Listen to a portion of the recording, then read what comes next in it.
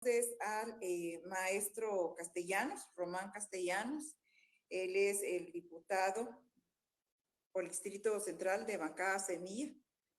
Muchísimas gracias por haber aceptado nuestra invitación y gracias por acompañarlos. Voy a leer la síntesis de su CD.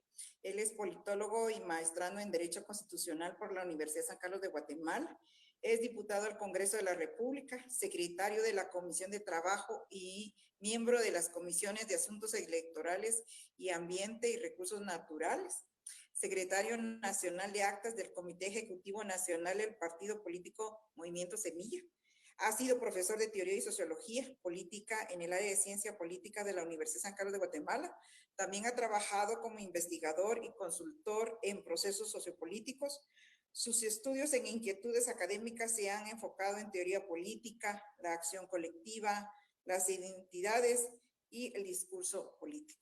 Y en esta oportunidad, pues consideramos pertinente para que él nos hablara sobre el Acuerdo de Escazú, que realmente, pues en el mes de abril tuvo como un gran hito histórico, pero lamentablemente, pues con Guatemala estamos un poco con retrocesos. Así que pues le dejo el tiempo para su exposición, son de 30 minutos, puede hacer la presentación y con mucho gusto después vamos a revisar si tiene algunas preguntas o comentarios. Muchísimas gracias por haber aceptado nuestra invitación. Le agradeceré que habilite su micrófono. Muchas gracias.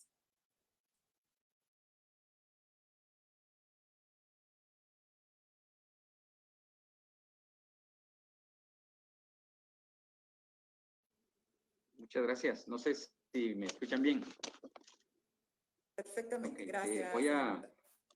Voy a compartir desde acá la presentación, ¿verdad? Sí, con mucho gusto.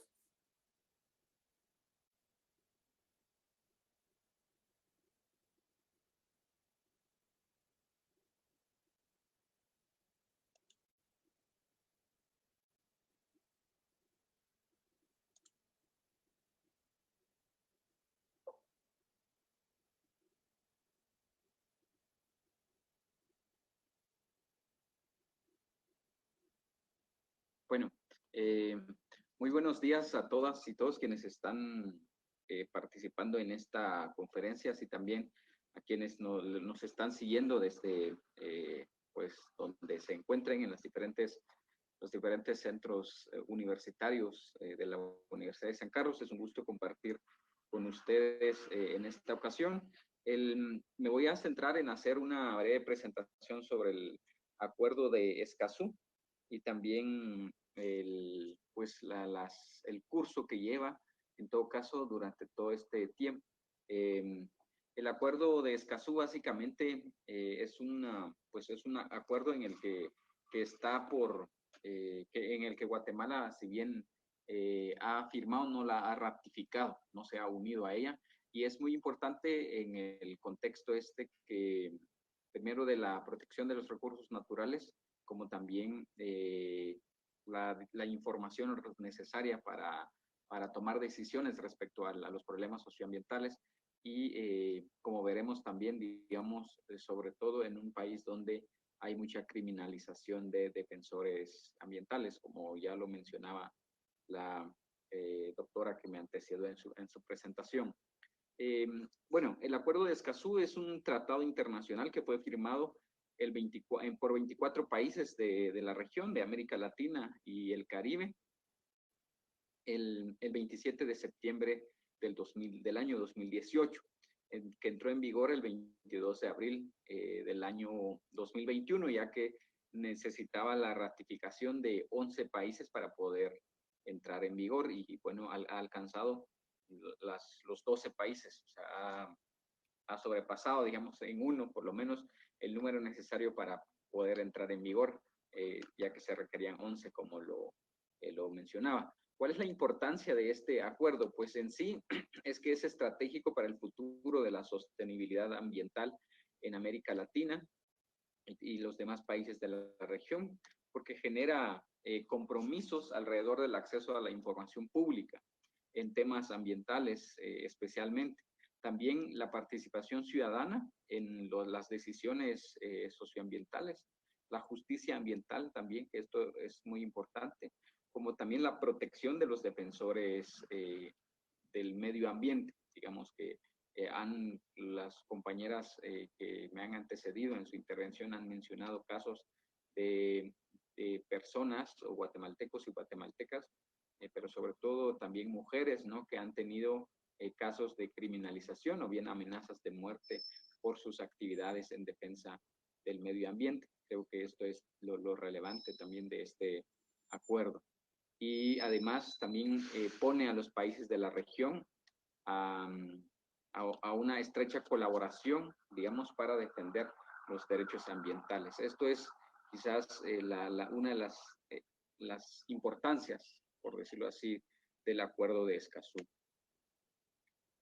Bueno, en cuanto a qué garantiza, que era lo que yo mencionaba al principio, digamos, tiene 4 o 5 componentes esenciales, digamos, el acceso a la información ambiental, como bajo el principio de máxima publicidad y la igualdad de condiciones en cuanto al acceso a la información, al conocimiento sobre los temas ambientales. Esto es muy importante porque yo conozco casos de organizaciones o ambientalistas que a veces quieren tener información o requieren información a través de los medios establecidos en la legislación nacional.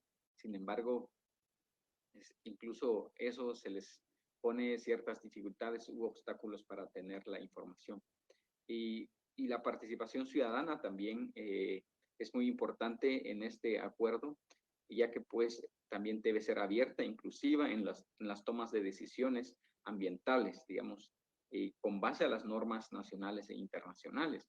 Y esto conocemos también en el país casos en los que a veces no se llevan a cabo los procesos de consulta cuando se explotan recursos naturales, por ejemplo.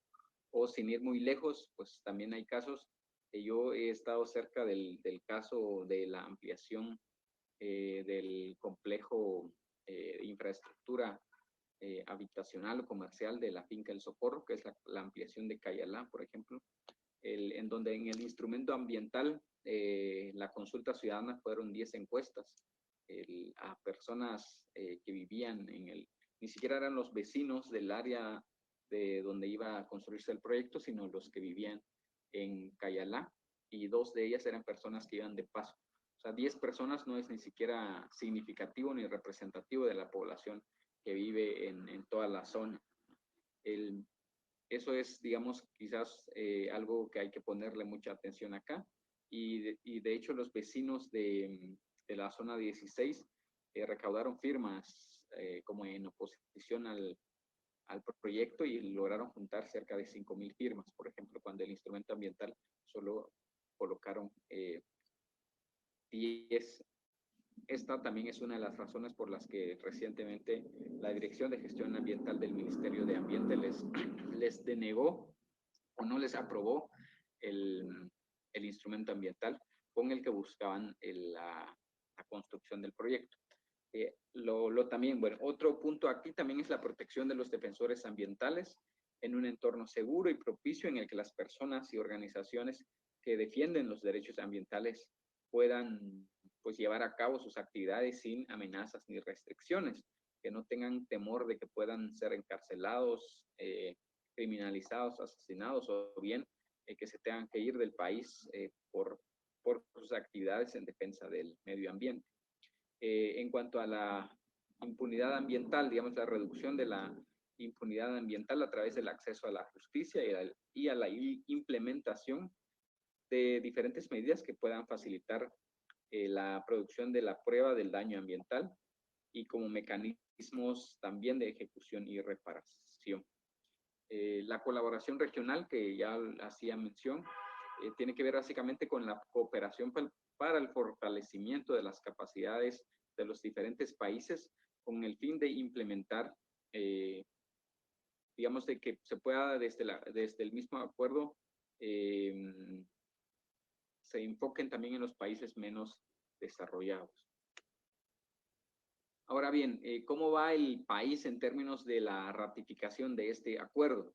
Pues las diferentes notas de prensa, si ustedes ven, si revisan lo que existe respecto al acuerdo de Escazú y qué es lo que se ha dicho, es que básicamente hay un proceso de estancamiento sobre la ratificación del acuerdo, o bien se ha lentizado, o bien se ha bloqueado. Hay diferentes, digamos, calificativos para hacer referencia a qué se ha hecho desde Guatemala, especialmente desde el gobierno, para ratificar este acuerdo. Pues desde el 2018 que se aprobó o que se firmó el acuerdo, que se crea el acuerdo, básicamente desde el país, digamos, desde ese año a la fecha, solo en el 2018, de agosto a diciembre del 2018, se realizaron talleres para informar y publicitar y dialogar respecto a los componentes del acuerdo, es decir, una serie de mesas de trabajo con diferentes entidades para, pues, digamos, como curso de ratificación del acuerdo. Eso es quizás lo único que hasta la fecha se ha hecho, digamos, y que se ha terminado desde el Ministerio de Ambiente y Recursos Naturales. Y a partir también desde el 2018 a la fecha, también desde el Ministerio de Relaciones Exteriores, por ejemplo, se han solicitado una serie de opiniones de diferentes entidades públicas y como 2, 3 privadas respecto al acuerdo, es decir, se les ha solicitado su opinión. Yo tengo acá en la mano, por ejemplo, a qué entidades el Ministerio de Relaciones Exteriores había solicitado la opinión sobre el acuerdo, que está entre ellas la Procuraduría de los Derechos Humanos, la Secretaría de Planificación y Programación de la Presidencia, el Consejo Nacional de Áreas Protegidas, el Ministerio de Finanzas Públicas, el Instituto Nacional de Bosques, el Ministerio de Ambiente y Recursos Naturales, el organismo judicial, el Ministerio de Economía y el Programa Nacional de Competitividad, la PRONACOM, el PRONACOM, así como el Ministerio de Energía y Minas y el Ministerio Público. Estas son las entidades públicas a quienes el Ministerio de Relaciones Exteriores había solicitado una opinión. Todas las entidades que mencioné, salvo el Ministerio Público, que no había emitido todavía su opinión, todas las demás, pues emitieron una opinión favorable, digamos. Y una de las razones por las que no se le había dado el siguiente trámite, que es una vez tenidas estas opiniones, se tenía que remitir a la Secretaría General de la Presidencia. Se suponía que, según lo que decían del Ministerio de Relaciones Exteriores, era que estaba pendiente la opinión del Ministerio Público, por ejemplo. Solo una de las opiniones quedaba pendiente. También 2 entidades a quienes se les, pues, solicitó la opinión, está la Cámara de la Industria, como también el CACIF. Ambas entidades, estas últimas, pues recomendaron no aprobar el acuerdo. Estas fueron las opiniones de estas entidades, digamos. También es cierto que más recientemente, que creo que lo voy a mencionar más adelante, era, digamos que desde la misma Secretaría General estaban volviendo a actualizar las opiniones, imagínense, o sea, es básicamente como un paso más que retarda de nuevo la consulta, digamos, para que pueda tener, pues, seguir con el curso de aprobación, porque una vez tenidas estas opiniones desde el Ministerio de Relaciones Exteriores, debían enviarlo a la Secretaría General de la Presidencia para después ser trasladado al Congreso de la República. Este sería básicamente el curso que llevaría el acuerdo. Sin embargo, desde la misma Secretaría General, mientras el Ministerio de Relaciones Exteriores espera la última opinión, también empezaron a actualizar estas opiniones. A ver, ¿y cuál es en sí, cuál es la obligación, por decirlo así, del Congreso en cuanto a la ratificación de este acuerdo? Pues tal vez señalar lo que dice la legislación nacional sobre los tratados y su ratificación. Pasan por el Congreso todas aquellas o todos aquellos que afecten el dominio de la nación, que establezcan la o establezcan unión económica en Centroamérica, digamos, o con organismos o mecanismos dentro, o que establezcan, digamos, organismos o mecanismos dentro de un ordenamiento jurídico comunitario. Y también los que obliguen financieramente al Estado en proporción que exceda al 1% del presupuesto de ingresos ordinarios o cuanto el monto sea determinado. También deben pasar por el Congreso los tratados que constituyan compromiso para someter cualquier asunto a decisión judicial o arbitrajes internacionales, como los que contengan también cláusula general de arbitraje o de sometimiento a jurisdicción internacional. Y bueno, y finalmente la aprobación en sí del Congreso no constituye,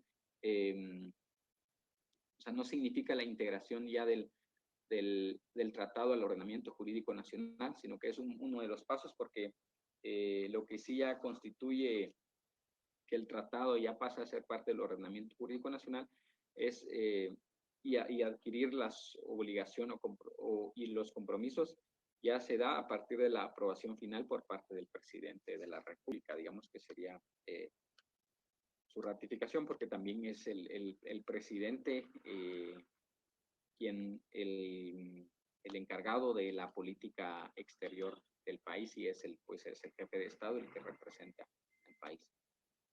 Ahora, ¿qué es lo que se puede hacer desde el Congreso o lo que más bien se debe hacer? Y es creo que la obligación que existe en tanto que tenemos este compromiso con el ambiente, con los recursos naturales, la sostenibilidad ambiental, o bueno, que también pues estos recursos puedan ser sostenibles para las nuevas generaciones.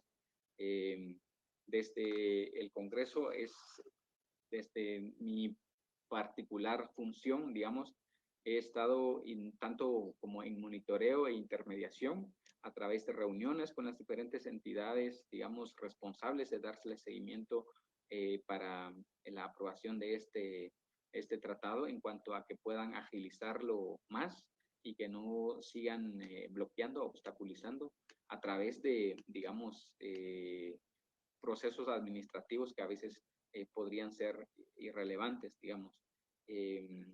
Esto también implica un proceso de fiscalización, de seguimiento, que básicamente de intermediación para que las instituciones y autoridades que tienen bajo su competencia darle curso hasta que lleguen en el Congreso lo hagan cuanto antes, ¿no?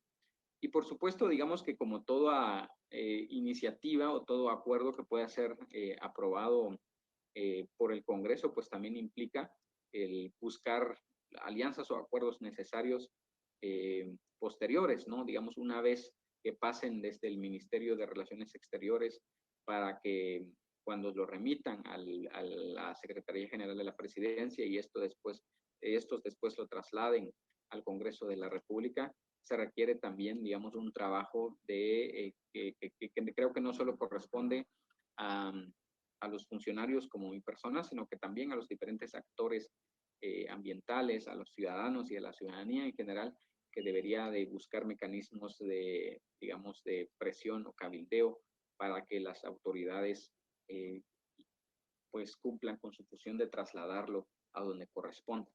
Y luego, digamos, para ya la ratificación o aprobación del acuerdo, pues se debe conocer en el Pleno del Congreso de la República y debe aprobarse por mayoría absoluta, digamos, el acuerdo. Y ahí también corresponde pues un trabajo también de el mismo, ¿no? Tanto, digamos, de buscar acuerdos y alianzas a lo interno, pero que creo que también corresponde a la ciudadanía, digamos, exigirle a sus representantes de los diferentes distritos de todo el país que en su momento, cuando ya llegue al Congreso, pues este acuerdo sea aprobado por la importancia que ya mencionamos. Además, la profesora que me antecedió pues dio todo un marco general, digamos, del problema ambiental, los desafíos y también, en todo caso, también las obligaciones que tenemos como ciudadanos en cuidar el medio ambiente y los recursos naturales. Ahora, bueno, digamos que ya mencionaron acá la situación de los defensores ambientales en el país. y esto era lo que yo decía al principio, lo que hace relevante el acuerdo. Digamos que en el 2016, 6 países de América Latina componían el top 10 de países más peligrosos en el mundo para los defensores ambientales. Digamos que nuestra región no solo tiene los recursos naturales, también pues quienes lo protegen y lo defienden, también pues corren riesgo constantemente porque hay mucho interés en los recursos naturales, a veces de forma legal o a veces más bien ilegal y a veces de forma ilegítima. Digamos que muchas veces también puede ser legal, pero no casa dentro de la legitimidad. Digamos que los defensores ambientales en América Latina corren mucho peligro, digamos. Y en Guatemala, pues no digamos, y ya se conocen muchos casos de que los defensores ambientales están siempre en la vulnerabilidad. Desde el 2012, Guatemala es considerado el país más peligroso para el defensor ambiental, por ejemplo. Pero algo muy importante, un dato relevante, es que el 48% de las comunicaciones de la Relatoría Especial de la ONU a los gobiernos y a las empresas sobre violencia en contra, en contra de defensores ambientales se refería a casos en la región. Imagínense, o sea, que tiene casi que el 50% de informes sobre violencia de defensores ambientales estaba en nuestra región. Y bueno, y en Guatemala, en el 2018, 2017 y 18 se quintuplicó la cifra de asesinatos a personas que protegen y defienden el medio ambiente. Estos son algunos pues, de los datos que quizás hacen que la aprobación de este acuerdo también sea muy importante. Y otra de las cuestiones que lo hace también un acuerdo muy importante para los defensores ambientales es que tiene una serie de ventajas en cuanto a la implementación de medidas efectivas y oportunas para garantizar su libertad, digamos, prevención, investigación y sanción de los ataques, amenazas o intimidaciones que pudiesen recibir en el ejercicio de su labor, políticas de protección de los recursos naturales desde un enfoque humano y territorial, digamos. Respecto a la situación actual sobre el acuerdo, bueno, la Unidad de Asuntos Internacionales del Ministerio Público debe enviar un dictamen según su posición sobre el acuerdo, que era lo que yo decía que estaba pendiente aún. Después la Secretaría General de la Presidencia, lo que mencionaba al principio, está actualizando algunas de estas opiniones, digamos, y una vez pues tenido el Ministerio de Relaciones Exteriores, las opiniones pues deberían de enviarlo al Congreso de la República con un dictamen para que el Pleno apruebe su ratificación. Ahora bien, respecto a la situación política, que digamos que giran en torno al acuerdo, hay dos circunstancias que permiten considerar la ratificación del acuerdo, que el acuerdo no ha sido, o sea, que no ha sido prioridad y a qué se debe esto, digamos, podríamos preguntarnos, ¿no? Uno puede ver, respecto a la constante criminalización y persecución de los de los defensores ambientales, y también se le ha puesto muy poca atención a este problema. Y además, digamos que la pregunta que nosotros nos hemos hecho es a qué se debe, digamos, una actualización de opiniones, digamos que pareciera ser más una medida dilatoria que una verdadera consulta jurídica o un interés en conocer opiniones, digamos que todos estos hechos pues nos dan indicios de que pareciera que no hay interés en ratificar el acuerdo. Ahora bien, de enviarse al Congreso de la República el acuerdo,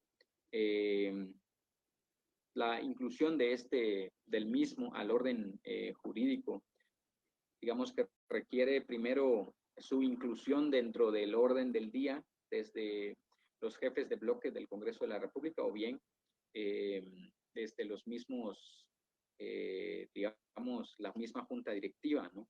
Que pueda incluirlo dentro del el orden del día para que pueda ser aprobado y conocido, digamos, para su discusión. También es cierto que el solo hecho que sea enviado al Congreso de la República no implica que pueda inmediatamente conocerse, sino que también está sujeto a la voluntad de la mayoría, digámoslo así, la mayoría oficialista, puesto que también determinan en buena medida cuáles son los temas o las iniciativas que son de su interés más urgentes y tienden a conformar mayorías en torno a estos intereses, digamos. Entonces, por lo tanto, debe, digamos, tanto incluirse desde la misma Junta Directiva del Congreso, los mismos jefes de bloque, para que esto pueda ser aprobado por 81 diputados. Y lo que decía al principio, que para esto, digamos, que es importante pues que la ciudadanía le dé un seguimiento, ejerza, digamos, su función de demanda ciudadana o de presión ciudadana para que tanto las autoridades del gobierno central le den trámite y que llegue al Congreso, y una vez estando en el Congreso también ejercer nuevamente esta demanda ciudadana, esta presión ciudadana, y que para que pueda incluirse dentro de las agendas del orden del día y que podamos pues finalmente ratificarlo. Digamos, recientemente yo envié a la Secretaría General de la Presidencia cabalmente el requerimiento de un informe circunstanciado sobre el proceso de la ratificación del acuerdo, porque parecía que había ahí entre tanto el Ministerio de Relaciones Exteriores como la Secretaría General de la Presidencia, pues como que se tiraban la bola y no se ponían de acuerdo en cuál es el curso en sí de la ratificación del acuerdo. Entonces, desde pues mi posición le he dado este seguimiento y creo que también debe dársele desde la misma ciudadanía y qué bueno que desde la academia también se esté abordando este tema, porque creo que es muy importante y además hay diferentes desafíos, digamos, que enfrentamos como sociedad en términos, digamos, climáticos sobre todo. También implican desastres naturales, la vida, las personas.